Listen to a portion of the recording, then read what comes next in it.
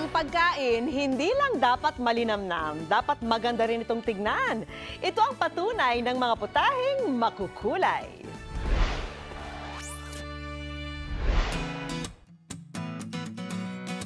Before you eat with your mouth, you eat with your eyes.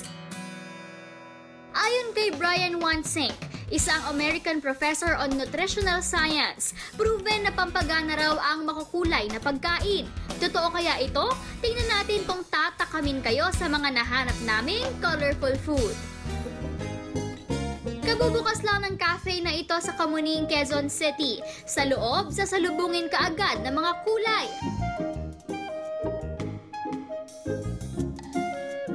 Pero ang talagang pinupuntahan dito, ang kanilang Rainbow Burger. Customized daw ang rainbow-colored buns na gamit nila. It's very attractive kasi and appetizing din sa mata. So, kumbaga, tinitingnan pa lang nila, nagagandahan na sila, nasasarapan na sila dun sa food, sa burgers. So, importante talaga siya. Habang iniluluto sa grill ang beef patty, inilagay sa oven ang tinapay.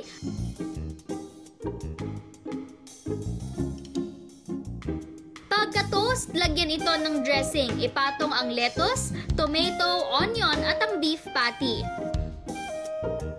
Matitikman sa halagang 89 to 220 pesos na may bonus pang French fries. Sa mga paandar na hatid ng bagong resto na ito, mabubusog ka na, mag-enjoy ka pang i-share sa social media ang inyong colorful pictures. Ang inyong buhay magiging mas makulay sa Japanese restaurant na ito sa Maginhawa Street sa Teachers Village, Quezon City. Ang kanilang mga pagkain, hindi karaniwan ang itsura dahil may halong work of art itong kasama. Gusto namin maging modern yung serving namin ng food, pero traditionally inspired pa rin. Kaya nag-decide kami na gawin namin yung design na colorful, made of mayonnaise. Gamit ang iba't ibang kulay ng mayonnaise, gumagawa ang kanilang artist ng iba't ibang disenyo sa plato. May sunbursts, clouds, at dragon design. Sa natitirang espasyo sa plato, inilalagay ang inyong kakainin. Ang gagawin po natin ay Kani Shuriken Maki. Ang una po natin gagawin ay kalahating half nori sheet, tapos sushi rice. Sa kabilang side ng nori, inilalagay ang spicy kani at gamit ang bamboo sheet ay ihuhugis itong pakwadrado. Hiwain ito sa 8 at ilalagay sa platong may disenyo. Pagka-drizzle ng Japanese mayo, ilalagay ang spicy kani bilang topping.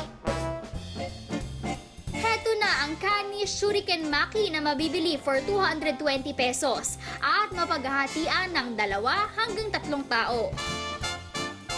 Bukod sa kanilang Kani Shuriken, meron din silang Shake Furai Maki na gawa naman sa spicy salmon at ma-enjoy for 260 pesos. Sulit na sulit para sa isang colorful food trip. Sa Ortigas sa Pasig, isang Japanese restaurant din ang may makulay na pasabog. Ang kanilang ipinagmamalaking dish, sushi na hugis, donut? Kasi di ba yung donuts, they are popular for its shape, the colors of the donuts, di ba? They dazzle our eyes. So, para sa amin, sushi donatsu is no different. So, yun, we wanted it to be more appetizing by, presenting it in a different way, in more vibrant colors. Para magawa ang sushi donatsu, ilagay ang Japanese rice sa donut molder. Dagdagan ng cheese at patungan ng kanin. Paggawa na ang donut shape, patungan ito ng raw salmon, raw tuna, cucumber slices at shrimp roe. Lagyan ng reduced soy sauce para mas appetizing. Ito na po ang ating Tokyo Donatsu.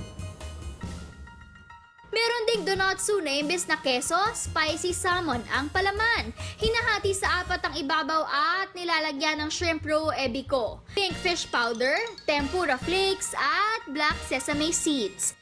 Heto na ang colorful sushi donatsu na 278 pesos kada piraso. Pero kasya na sa 3 tao. Unique na, colorful at flavorful pa. Matapos mag-enjoy sa mga makukulay na pagkain, it's time for some drinks. Sa isang restaurant sa Project 4 Quezon City, nag-uumapaw sa colorful toppings ang kanilang mga inumin. Ang kanilang bestseller, Berry Strawberry Freak Shake. Para gawin ito, pagsamahin sa isang blender ang isang tasang strawberry powder, asukal, gatas at yelo.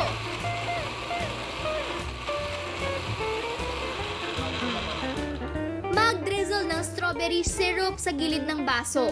Dito ay buhos ang shake. Top with whipped cream, strawberry sticks, strawberry jam, strawberry syrup at sprinkles. Heto na ang Berry Strawberry Freak Shake na mabibili for 85 hanggang 125 pesos. Perfect na pamatid uhaw ngayong summer season.